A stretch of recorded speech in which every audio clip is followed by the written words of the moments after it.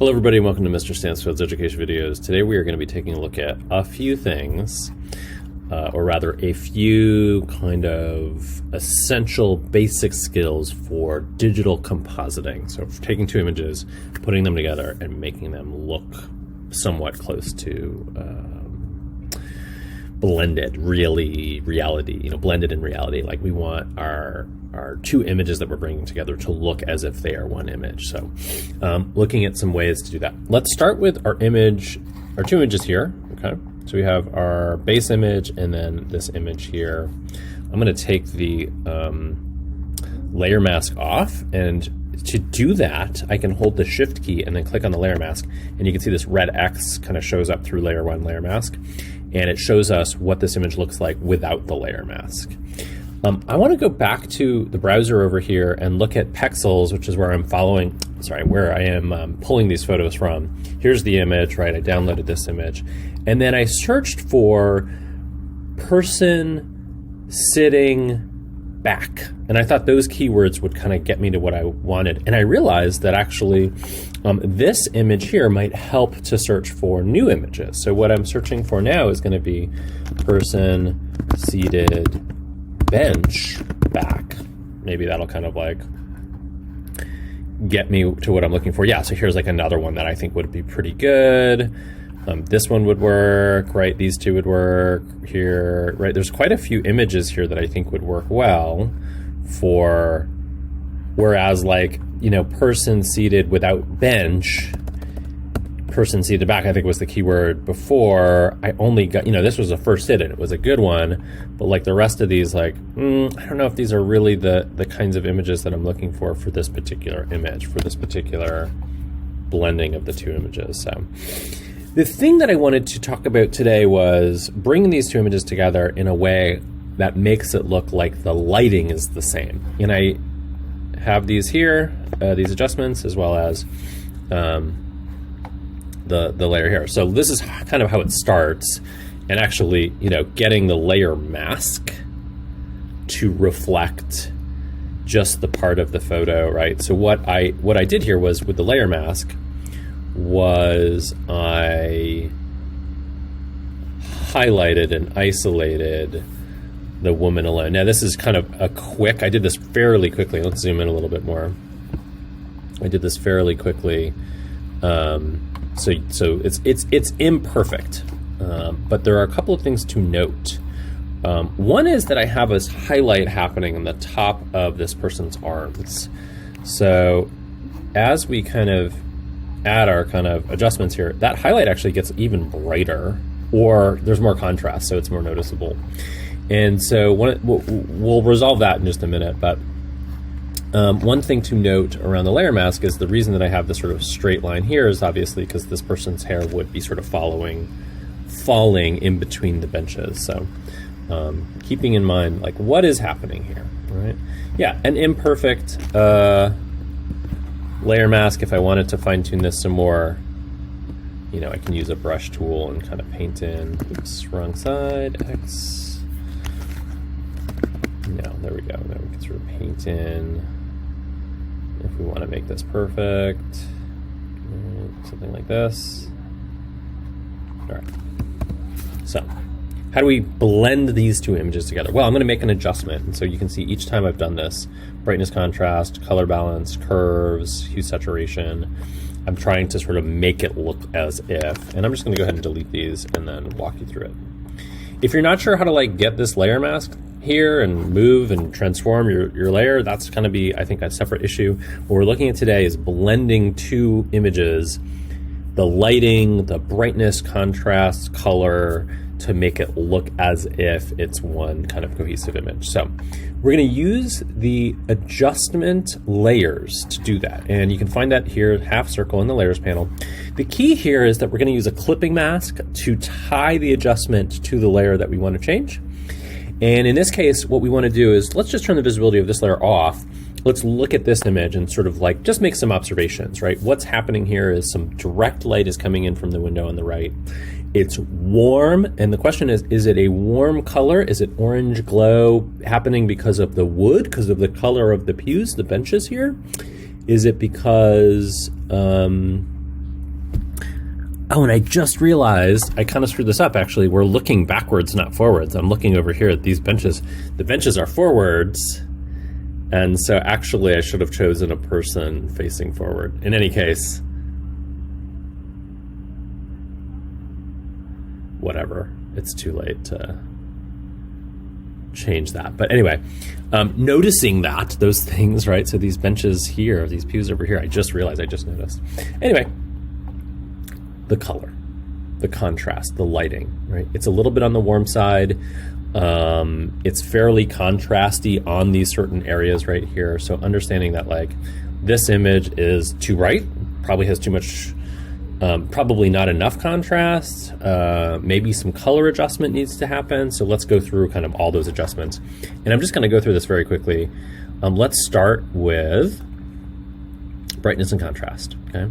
Now, if I make this a little darker and I increase the contrast, it affects everything. Because of where it is in the layer stack, it's affecting every layer that's below it. In this case, both layer 1 and the background, right? Let's rename these, right? Let's go ahead and rename this church, and then let's rename this person.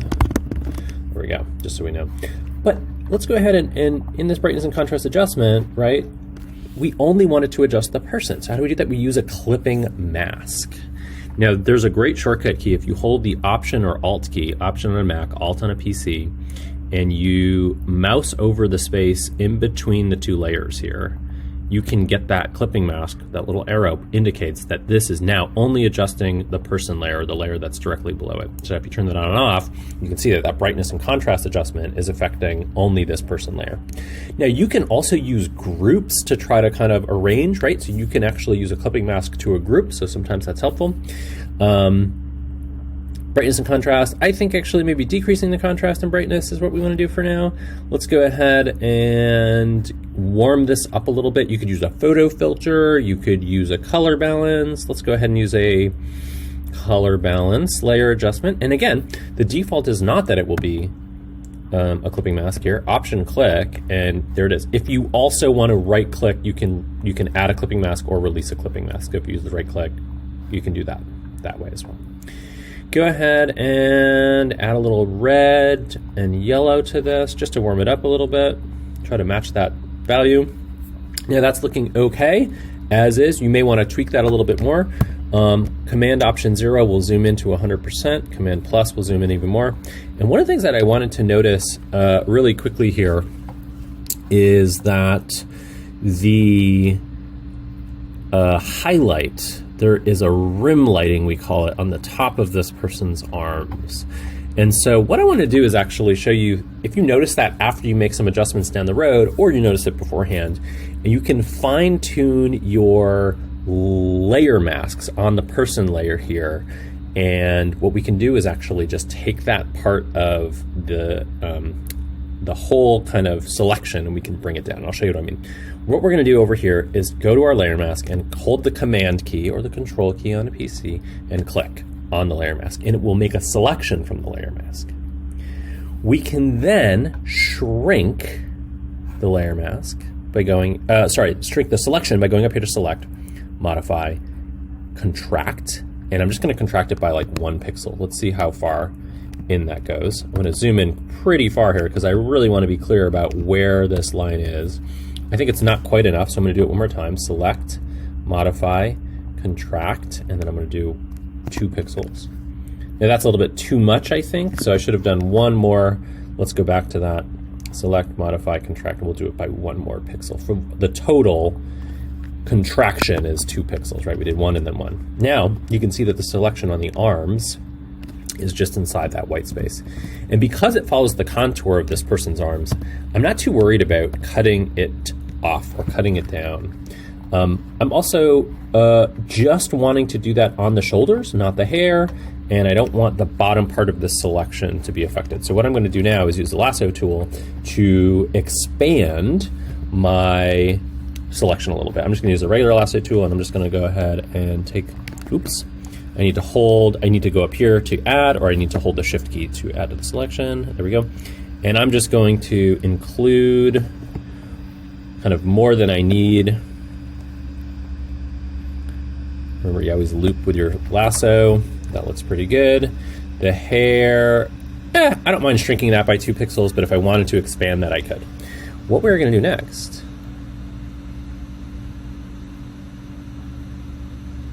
Command 0 to zoom out a little bit, Command ++, let's zoom in a little bit. What I'm going to do next is think very carefully about this layer mask and what I am trying to do here. Okay, I'm going to hold the Option key and I'm just going to click on the layer mask itself to preview. All right, what am I trying to do here? I am trying to fill the areas of the rim lighting on the arms with black. Right now I have a selection of everything inside of that space, but actually what I want to do is invert the selection. So select inverse, Shift Command I is the shortcut key. So now everything outside of that space is selected. Then I can fill with black.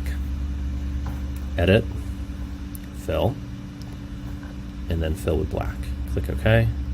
Now that just shrunk the top of that layer mask. Now I did notice there was something else that happened there, which is look at this part of the arm right there. What's happening with that? Why is that happening in that way?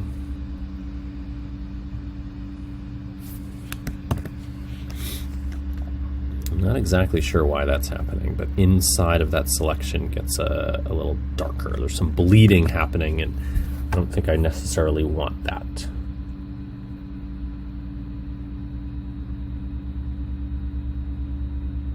That's kind of strange to me, but let's go ahead and look at the effect. Let's see what happens there. So Option click to get out of it.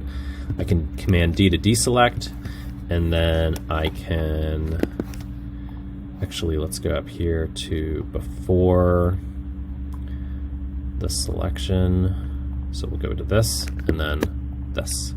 So we can see the line is there. We're gonna have to like fill that in. We can just paint it in with a brush. There's also a little bit of transparency happening here. So there's some bleeding happening. And I can paint that back. Why that's happening right now, I'm not exactly sure, but it did resolve the thing that I wanted to, and I'm just using my history to kind of go back here to look at this. So that's before, and then after, and it did resolve the rim lighting issue, okay? Now, what I would do then is just use a brush tool, I think, click the layer mask, and then paint with white to fill in those lines. All right, and so on. So the key here, the things that I want you to take away from this is using a clipping mask and an adjustment layer.